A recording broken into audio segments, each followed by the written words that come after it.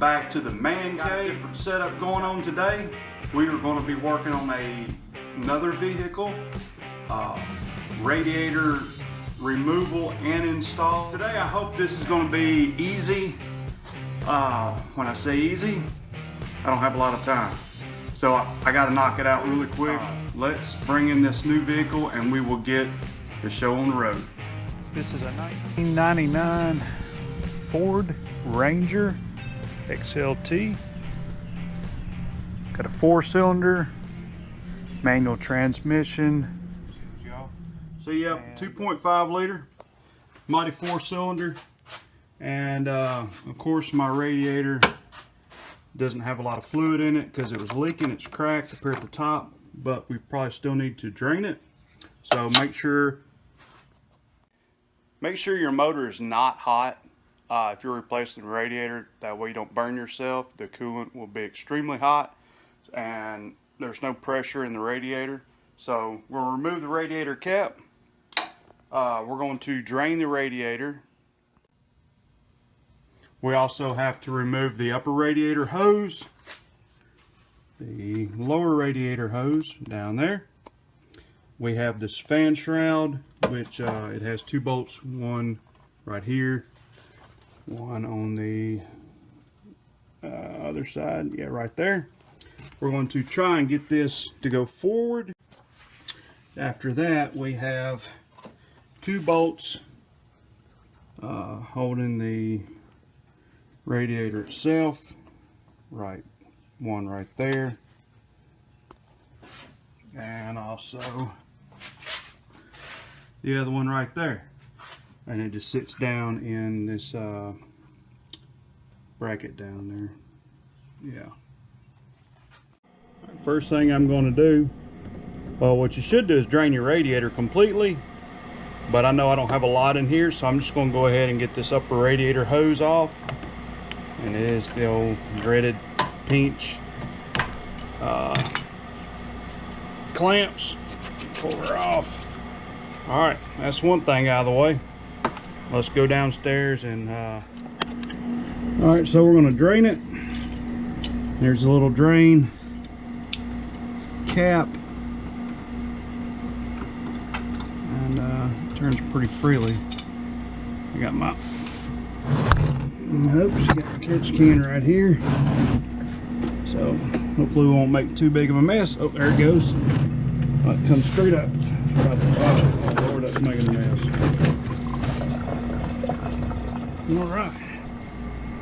Alright, so now we are going to remove this lower radiator hose for a minute. There you go. Yeah, there's going to be a little spillage.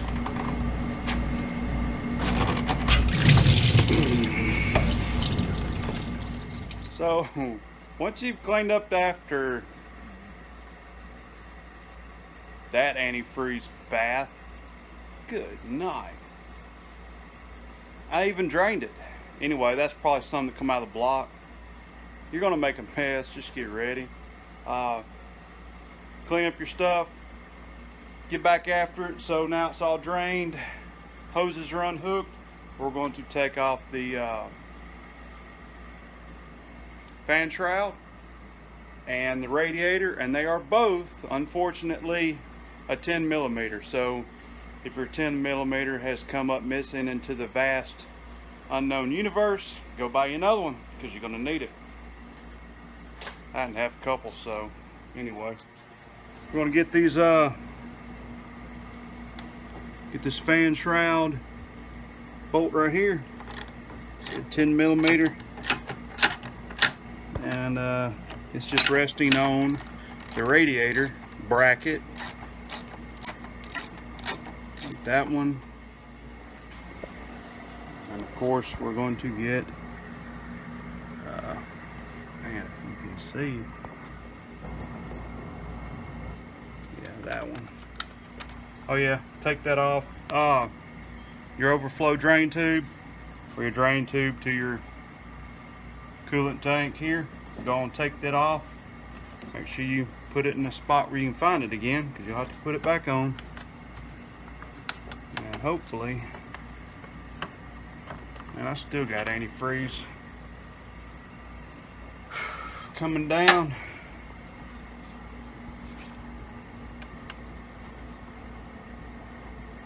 We're going to see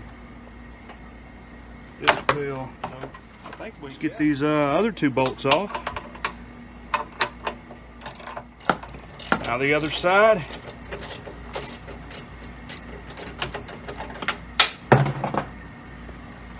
There we go. That's what happens to your 10mm. I just lost it. Alrighty, so when that last bolt out of the way, you should be able to lift straight up. It's going to drain a little bit more. So just get ready for the mess, and out it comes. Alright, let's start the new radiator.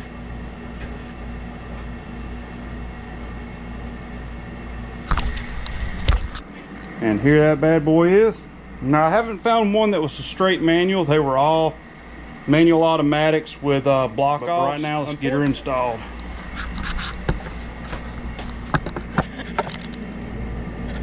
Come back. There you go. Just like you pulled it out, same way you put her in.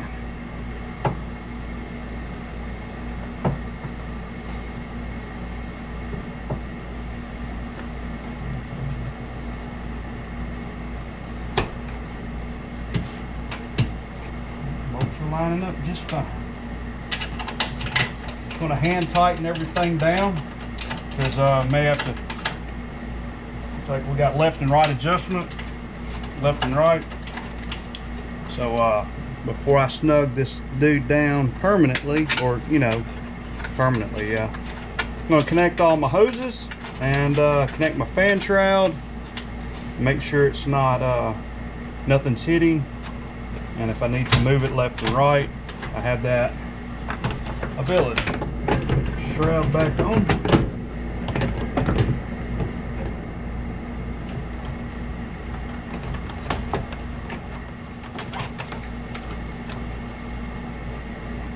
Here's the other. Oh, you gotta find that 10mm. Holy crap. Where'd you go?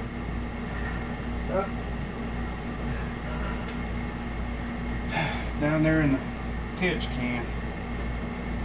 Can you believe it, y'all? I did not lose my 10mm. But today ain't over with yet.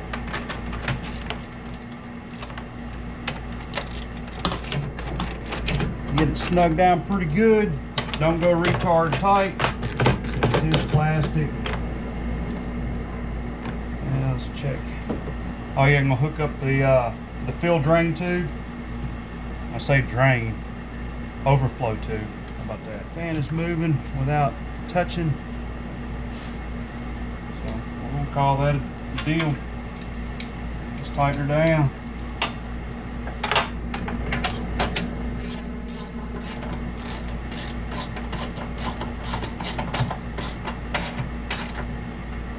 Very little room in the SD card. Alrighty, so while I'm up here, I've connected my hose back over here. I'm also going to go ahead and put my radiator cap back on. You can go and get you a new one if you like. I'm just going to reuse the one I had. Going to put my upper radiator hose on. Yeah. Essential.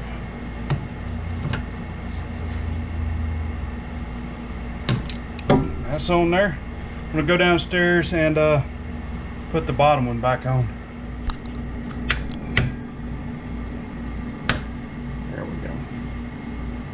All right. Y'all, so with the radiator back in, fuel line back in, hoses back on, everything's bolted up. I'm gonna crank it up and burp the system. When I say burp the system, I'm gonna let it run. We have air in this radiator. It has not had any fluid. So we're going to let it run, and we're going to let it run with the cap open so that the air gets pumped out. It has somewhere to go. And once we get it kind of full, we'll put the cap on it, and we'll add some right here to the cooler.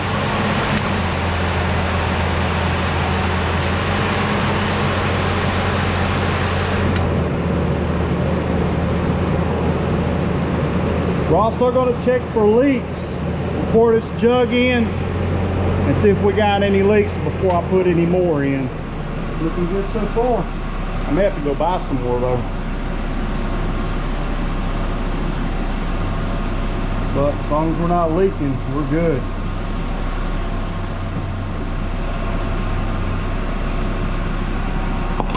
Now this is what I mean by burping the system.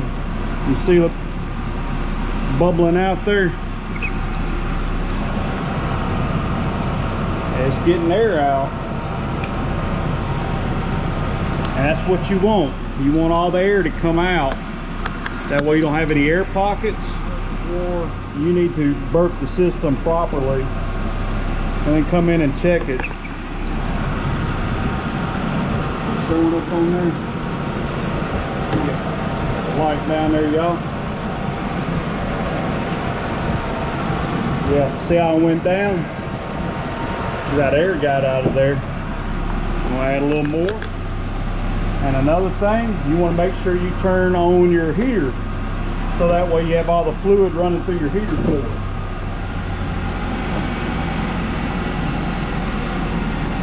Oh yeah, that dropped down pretty good. All right, so I'm gonna sit here and let it run for a few minutes, y'all. And once the fluid gets stabilized in the radiator, put the cap on it. It's ran for a little bit. I'm not getting any more air burping out of it. So I will come back and add more in here. But for right now, I think we're good to go. Well guys, that's it on removing and replacing a radiator. This radiator was in a 1999 Ford Ranger. Here's the other radiator. I'll show you the crack.